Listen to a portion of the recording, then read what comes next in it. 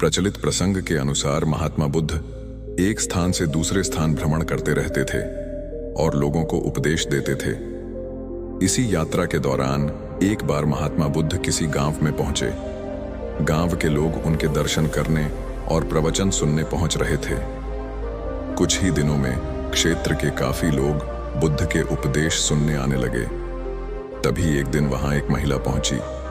उसने बुद्ध से पूछा कि आप तो किसी राजकुमार की तरह दिखते हैं, आपने युवावस्था में ही संन्यास क्यों धारण कर लिया? बुद्ध ने कहा कि मैं 3 प्रश्नों के हल ढूंढना चाहता हूं, इसलिए मैंने संन्यास लिया है। बुद्ध आगे बोले कि हमारा ये शरीर अभी युवा और आकर्षक है, लेकिन ये वृद्ध होगा, फिर बीमार होगा और अंत में मृत्यु हो जाएगी। मुझे वृद्धावस्था, बीमारी और मृत्यु, इन तीनों के कारण जानना थे। इन 3 प्रश्नों के हल मुझे खोजना थे। बुद्ध की ये बातें सुनकर महिला बहुत प्रभावित हो गई और उसने उन्हें भोजन के लिए आमंत्रित किया। जैसे ही ये बात गांव के लोगों को मालूम हुई तो सभी ने बुद्ध से कहा कि वे उस स्त्री के यहाँ न जाएं, क्योंकि उसका चरित्र सही नहीं है।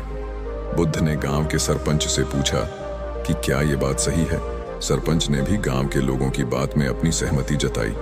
तब बुद्ध ने सरपंच का एक हाथ पकड़कर कहा कि अब ताली बजाकर दिखाओ। इस पर सरपंच ने कहा कि यह कैसे संभव है, एक हाथ से ताली नहीं बज सकती है। बुद्ध ने कहा कि सही है। ठीक इसी तरह कोई महिला अकेले ही चरित्रहीन नहीं हो सकती है। अगर इस गांव के पुरुष चरित्रहीन नहीं होते तो वह महिला भी चरित्रहीन नहीं होती। गांव के सभी पुरुष बुद्ध की ये बात सुनकर शर्मिंदा हो गए।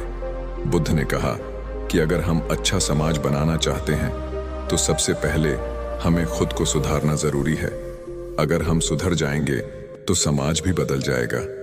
हम बुराइयों से बचें, यही सुखी जीवन की सीख है।